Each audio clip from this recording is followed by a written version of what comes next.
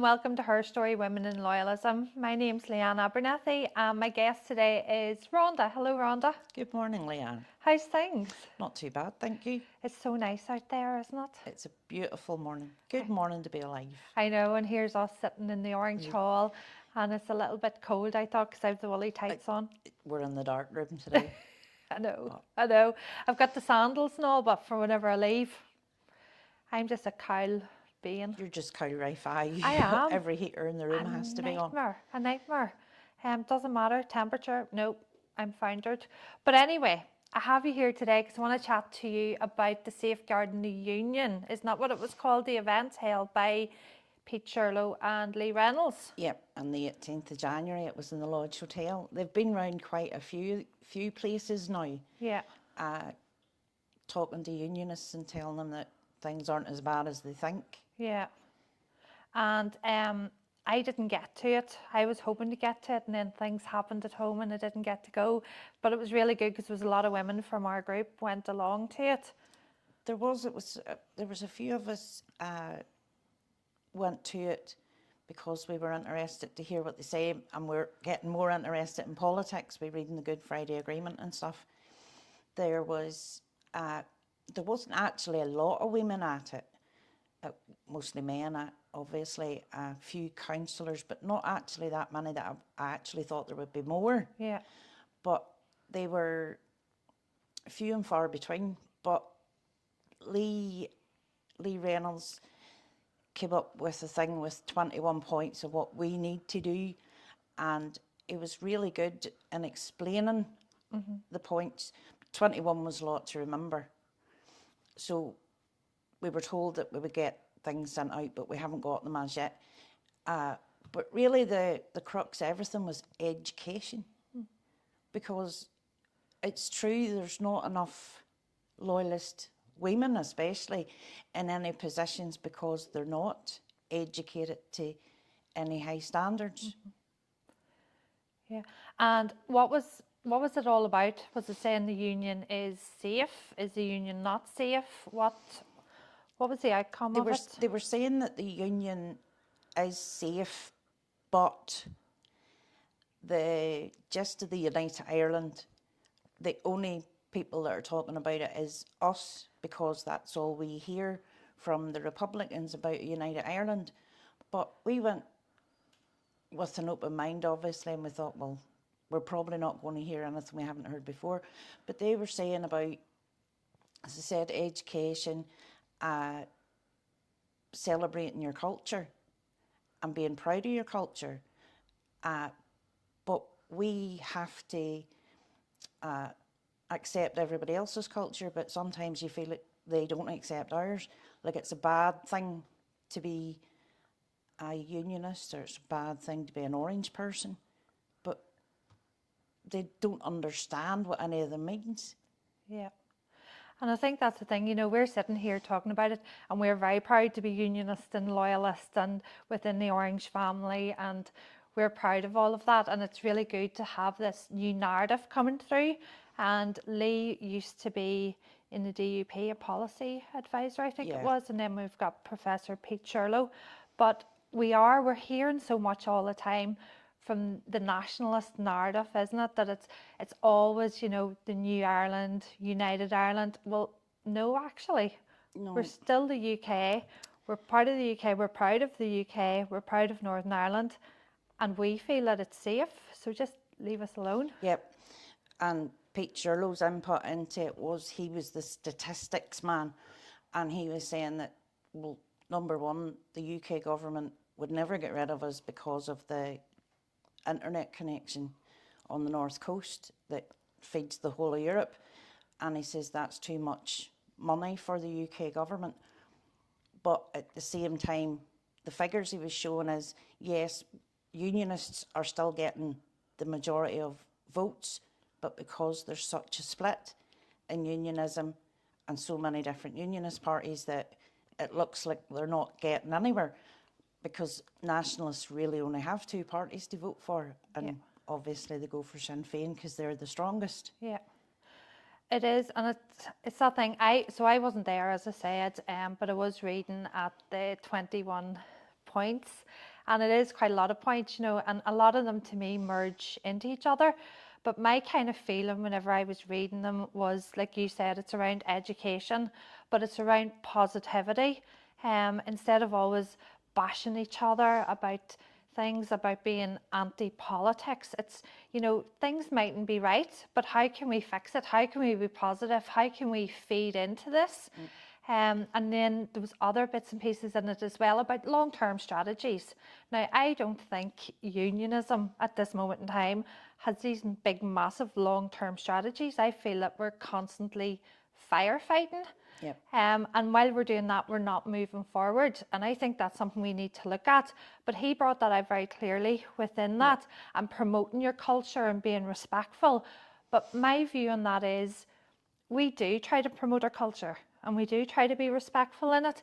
But it's that twist within the trolls whenever you put stuff on social media. It's like you always feel yeah. you're defending yourself. Yeah. It's not that you have to be politically correct or you can't say something like that, but yet, you know, they're allowed to have their fasces and all the rest of it, and their St. Patrick's Day and whatever, and we're supposed to respect it. I mean, we do. We've never been out and protested against an AOH parade, but they're out protesting against any band parade that they can come up with. Yeah. And I think, you know, if they actually stood and watched it, they might enjoy it. Yeah. Because it is something that has been going for years and that we're proud of. And like, I used to be in a band myself when I was a lot younger, but I loved it. And it's like that, it's like a wee community. And then when you go, now I love watching the band parades because they're colourful, they're musical, but they don't seem to think that. And when you watch their AOH parades, like, and I've watched one, like, I don't see a problem with them, but they always seem to have a problem no matter what we do. Yeah. Whether it be that side of it, the orange cultures just hate it. Yeah. And anything to do with our Protestant union culture is like a veto. No, they don't want to know anything about it. And even the fact these podcasts, you know, we're putting these podcasts out, it's about raising women up, it's about giving voices, and we're trying to move through a process where we're going to start talking about more issues. But the amount of trolls that we get, and probably the amount we're going to get from this podcast as well, where you're sitting taking it off, where you're being called planters, you're being told to F off, you're being called dirty orange bees, just because you're proud of who you are. Yeah. And I would never in a million years dream of going and posting that on somebody else's post. You know, I see a lot of Republican narratives out there, and you're sitting going, do you know what? That's your opinion. That's up to you. You let me have mine, but nobody's letting me have mine yours. anymore. No, that's very true, because the amount of things we've got going way back, even to the interviews with Enda McClafferty, it was just abuse, abuse, abuse. Meeting with Steve Baker, it was abuse, abuse, abuse when you put a photo up. But you sort of have to have a bit of thick skin too. You get to a stage where, well, that's your opinion. You're entitled to your opinion. Yeah. And I am not changing my opinion for you. Yeah. And they're just very anti-British. It's just totally anti-British. Yeah. And you can't have an opinion on anything. And if you were to look at the Irish and say, oh, I don't like that, you shouldn't be doing that, you would be classed as a racist or whatever, fascist. You know, you're extreme right. It's the same way. The only thing that they agree on at the minute is immigration is a big thing. But again, because we don't have the capacity of people here for jobs, and there is an awful lot of people on benefits, this is why we need to educate women into places of not necessarily power but influence. Yeah. And like us learning the legal documents and stuff, trying to understand what they mean, and like they're written in a way that the normal person wouldn't want to read it. Because even when we were going through the Good Friday Agreement, the amount of different opinions we have of the way we read it, but it is very pro-nationalist. Yeah. Yeah. And we just have to put up with it, don't we? And it is that trying to understand what's in it, and going back to then what Lee and Pete were talking about at the Lodge Hotel that night and about the 21 points, they're talking about the anti-politics, how we need to get round that, we need to be positive. And I think that's something that we're looking at. Because there's no point. It's so easy to sit behind a laptop, behind your phone, whatever, typing things about how you hate political parties, how you hate people, how the system's not right. But what are you actually doing about it? When you're sitting typing that, do you have any alternatives? Have you got a better route for them to go? If you do, what is it? Try and twist it around and go, right, things aren't working, and things aren't working. But what are we going to do to make that different? And I think that's the beauty of what we do. And I'm sure there's other groups out there that do it as well. It's instead of going, it's not right per us, and that mindset, because negativity breeds negativity. It's very much right, okay, it's not right, but what can we do to fix it? What can we do? What will we look at? What are these alternative models that we're looking at the minute? Will it all work? No, it won't, but it starts dialogue and it makes people feel part of a process. So I think what Lee's saying is very much right, but I think the political parties also need to realise they need to listen to the people. Yeah. The political leads in perfectly to Her Story has a new thing starting about Her Story Empowers, and it's about learning how politics work so that we may have a voice or have somebody speak for us that is actually supporting what we're doing. Mm-hmm. As you say, there's that much people are saying, oh, well, don't do that, but they, as you say, they don't have an alternative. Now, you done a dissertation and it has a few alternatives and it was actually very good, but nobody, they don't want to hear them. It's like you're not even allowed to come up with an alternative or reject what they're saying you have to listen to. Yeah. As you say, they need new ideas given to them that they can look at and say, oh, well, that might be a good idea. Whereas now it's just, no, that's the way it is. Yeah. And I think things are changing. I think maybe the political parties are understanding now that they do have to engage more. So, we are starting this Her Story Empowers, and we are starting on the 15th of May, I think it is, with Introduction to Politics, and it's open to all loyalist women. And it's going to be held here in Portstewart, Orange Hall. And what we're going to look at is politics as a whole, so United Kingdom politics. Then we're going to go down into Causeway Coast and Lanes politics and how it works in Clonavon and all the different systems there and the different groupings within it. Then the following week we're going to look at Stormont and the workings of Stormont, and then the workings of Westminster. So it'll be to give women an understanding of what each does and what they don't do, because I think that's a lot of the problem too. People don't actually understand all the different councils, Stormont, Westminster. No, a lot of them think, oh, I'll vote for him and he'll get in and he'll do whatever needs to be done. But as you said, I didn't have an understanding of what the local council is responsible for. Yeah. Because you automatically think, oh, well, everything's done at Stormont, but it's not. A lot of stuff's done more at a local level, which I never knew before. Yeah, and I was reading on Facebook there this morning, because you always have to look at Facebook before you leave the house in case something's happened overnight. But I was looking, and there was people being quite vocal about council this morning and stuff going on the roads, and they were blaming council. But you're sitting reading that going, but that actually isn't council. So you're blaming the wrong people. So it is trying to get that learning out there to say, you need to understand, this is this department, this is this department. Where do you go if things aren't right? Is it always right to just go and blame the councillors for everything? It probably isn't. Sometimes maybe it is. But it's about being positive and going, do you know what? We have good people there. We just need to utilise them, and we need to break down those barriers between community and politics and councillors. Because a lot of councillors, a lot of people feel that once they get voted in, they don't bother with the ordinary man in the street. Yeah. They just go to meetings and give their opinion and that's it. Where I think they should engage more with their constituents. Yeah.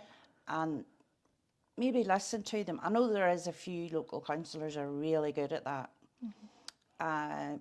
But I also think the parties need to look at themselves. because a lot of people are not voting for them now because there is so much fracture in all of them, and their manifestos. That's another thing we're going to look at. Does anybody know what their manifestos actually are? I haven't a clue what any of them are. We have a busy year ahead of us. We definitely do. But what you're saying is right, you know, and there is so many good people out there that we should be using more, but sometimes people just don't know how to make contact. It was said to me a number of years ago, and this is something that I have always stuck by now as years go on. I was berating a counsellor one day about the fact that, you know, counsellors did nothing for my community, and they didn't come out to our community group and they didn't do stuff. And I was going, you know, this isn't good enough. And he turned around and he said to me, well, when was the last time you picked up the phone and asked? And I thought, you know what? That is actually true. Yeah. I always thought, right, we're here, we're a community. You should be picking up the phone to us because we are your constituents. But then he explained, yeah, that's right. But there's so many different community groups. There's so many things. So we can't know everything unless you pick up the phone.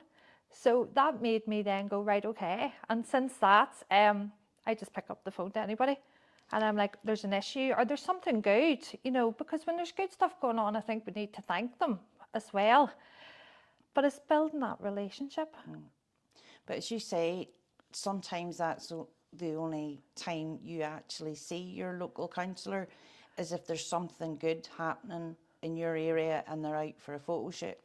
Well, I do know a few like that. Exactly, you know, and the rest of the time you contact them if anything, oh, I'll look into it and that's it, you forgot about. Yeah, yeah. Some people are there kind of for the status, but as we were saying, they need to engage more with us, the normal Joe Soap. And I think there is a couple of counsellors that are doing that more. But there's also a few counsellors that have taken different steps and they just like sort of cut you off. Yeah, I very much, and as part of my research that I did for my master's degree, I was looking at that gap and people's understanding of the political system from a loyalist woman's point of view. And, you know, it actually is interesting around people's views and do they vote for parties because of who the person is or the voting because of the party, and the voting patterns over the last number of years. And that's something that's her story we're going to look at in more depth. But, you know, the feedback came out very clearly in local politics. So, you know, in our councils, people were voting a lot because of they knew the person and what they did. Now, me personally, I would never vote for any party, only a unionist party, right? That would, I couldn't. It's just the way I am. Yeah. I won't. It doesn't matter how good they are in another party. They're not going to get my vote ever. But when it comes to the actual unionist parties, my vote does change now and again because it very much depends on the person. On the person. Because like you say, there is counsellors that tend to engage more with you. Yeah. And like you says, people need to pick up the phone, but a lot of people don't know how to pick up the phone or when to who to contact for what thing or whatever. Yeah, yeah. And then they're also maybe a little bit afraid. Well, that's true too. That's true. But I've noticed over the years, there's some counsellors that you go to and they talk away to you and that's fine. There's other counsellors and MLAs that will be, I'm up here, you're down here, you will look up to me. And you're sitting going, well, actually, I need you to do something for me. Actually, I am not you're going only to bow there down because to you. I voted you in there. I know. So I do have to do call outs to the fact that me personally, and you can vote for whatever party you want and vote for whoever you want, but me personally, for community issues and things, I always go John Macaulay. John Macaulay is absolutely brilliant, and Alistair Kyle. And they're two different political parties, but they have never let me down, ever. No, you're saying there about John Macaulay. He's our DUP councillor and he's also a full-time firefighter, so he's quite busy, but he always has time to talk to you, no matter when you see him, if he's in a rush or whatever. Yeah. He say, oh, well, give me a wee ring, sure, or whatever. A lot of people, you couldn't approach if you were out and met them in the street. they would nearly turn away before they would speak to you. And I think it's sort of sad in a way. I'm laughing because there was one councillor put a post on Facebook one day going, oh, if you see me out in the street, stop me and say hello. And you're going, honestly? Honestly? But you know, them two are great. And then in regards to then, if I was looking at more Stormont issues, Timothy Gaston is really good. I knew a little bit about Timothy Gaston, and then when we done that, he invited us to do that wee tour of Stormont. I thought he was a really good fella. I do think he's a very hard position, being the only TUV councillor there, or MLA, in Stormont, but at the same time he's trying to make headway, and he's just an ordinary guy like the rest of us. Yeah, yeah.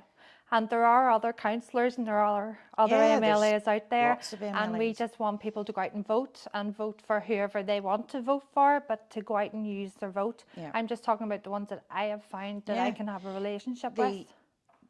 The problem again is there is so many different unionist parties, and that sadly splits the unionist vote, which makes the nationalist parties look like they have more votes, but when you count them all, they don't. Yeah, But and it's just- unfortunately our people don't go out and vote. That's the problem too. The turnout, the local council we done a couple of years ago, watching the system and the lack of people that went out to vote, but they would be the first that would be vocal and say, oh, well, you need to do this, you need to do that, but they don't bother themselves to go out to Yeah. vote. And it's trying to encourage people. Now, the last couple of elections, some of the councillors have actually said, if you need a lift to the polling station, let me know and I'll get you there. But it doesn't seem to help any. I don't know what you'd need to do to encourage the common public to go out to vote. Well, we have big plans for the future in regard to all that. So again, the recommendations that came out of the dissertation brought up some alternative models that might encourage people to go and vote. So we'll be working this year in the background, looking at how that would work, and then we'll present them. But I do think, going back to the Lee and Pete and everything, what they're saying is very apt. You know, we need to protect the union as well, unionism, but we need to make it a welcoming place to everybody. But what we need to do is, it's a grassroots up approach instead of a top down. So we need politics to work for us.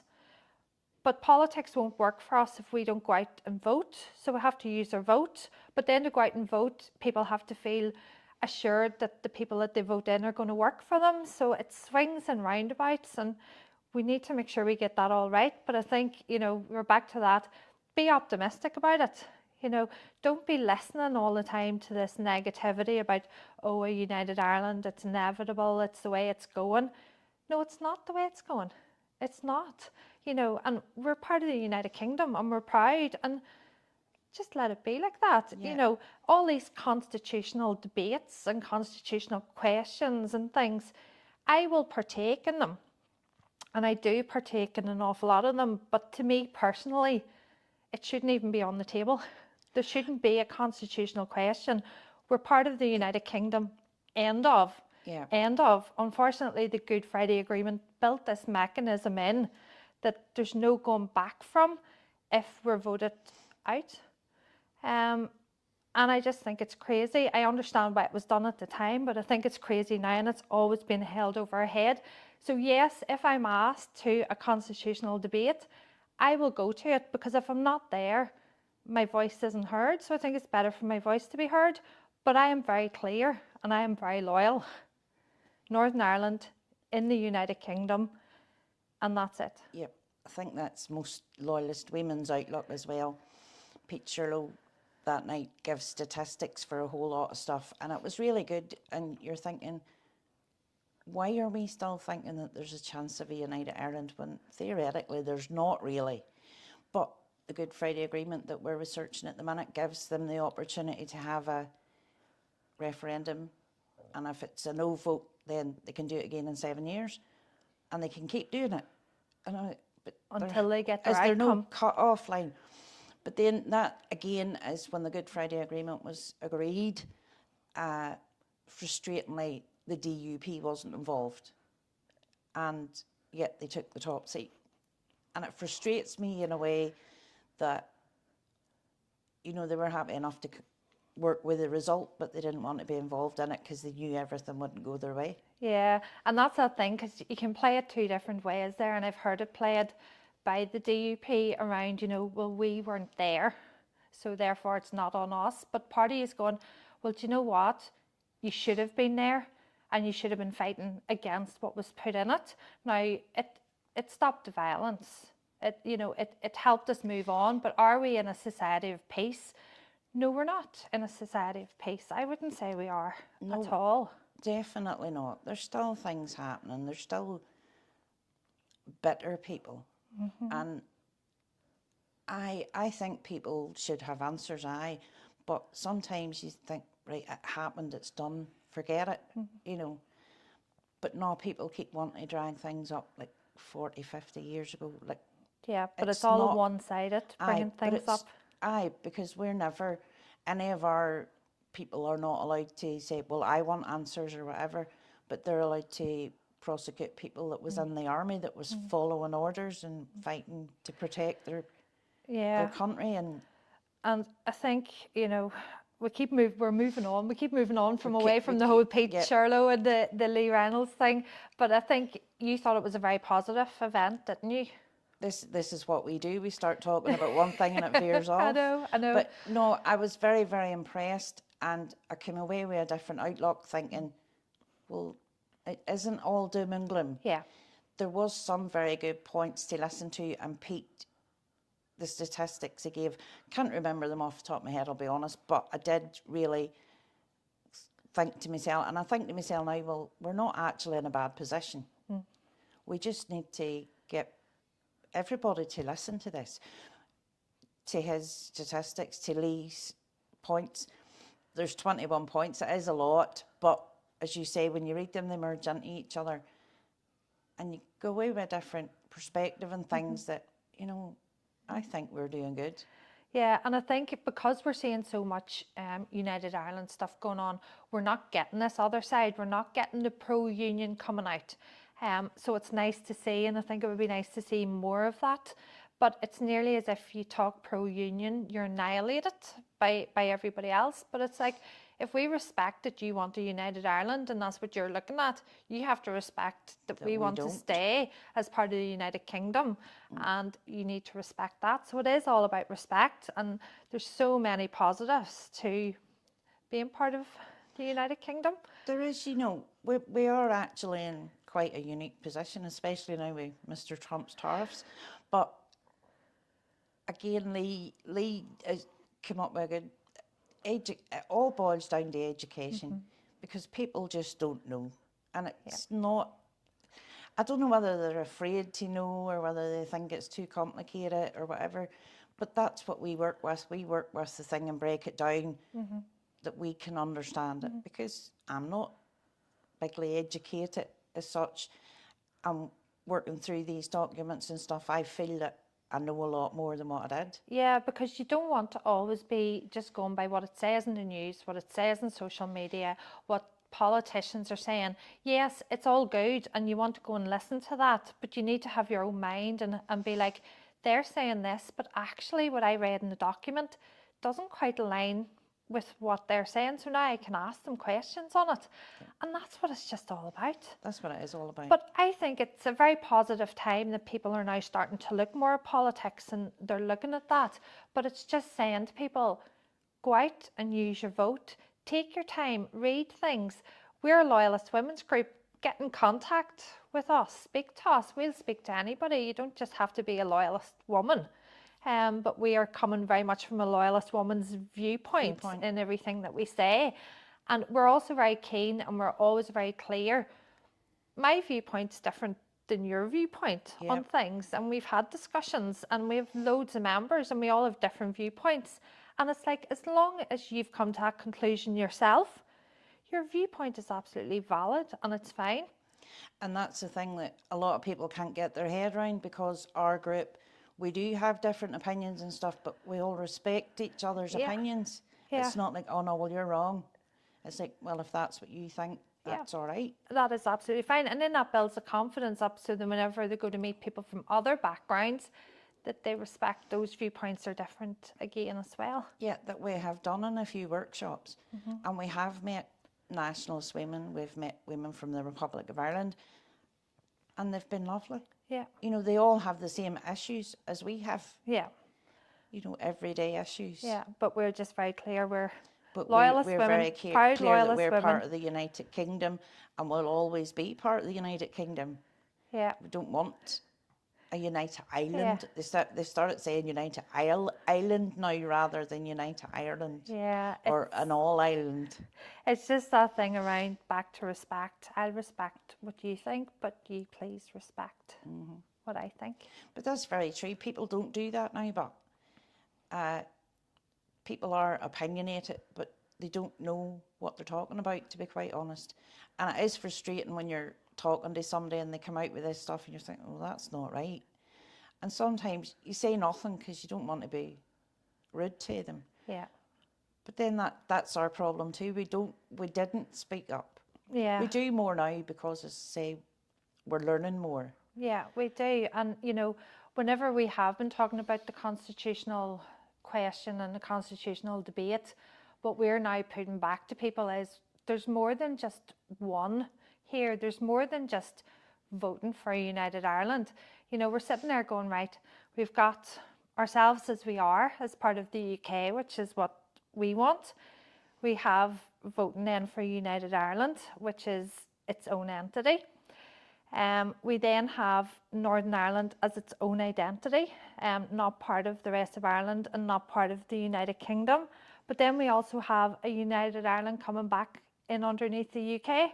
So, you know, we're pitching that now and going, why is it always pigeonholed down one way? That's very true, because before we were split, it was all ruled as part of the United Kingdom. Yeah.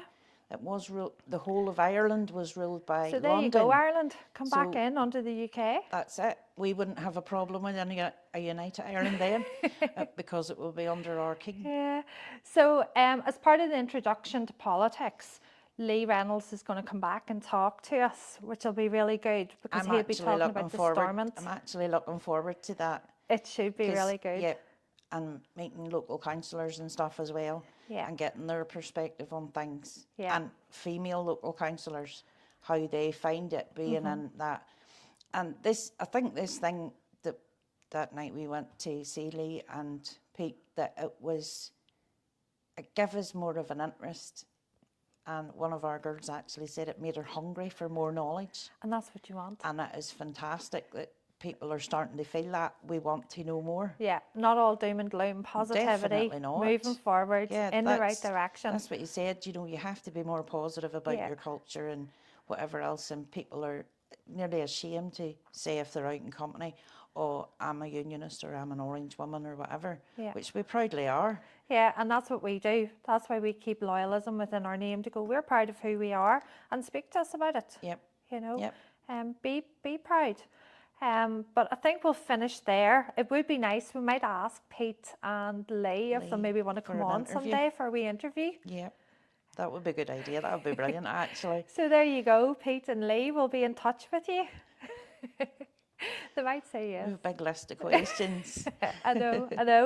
But Rhonda, that was really good. Thank you so much. No problem, Leanne. And remember, everybody, that we are running our Introduction to Politics for Loyalist Women starting on the 15th of May in Portstewart Orange Hall, Cromie Memorial Orange Hall.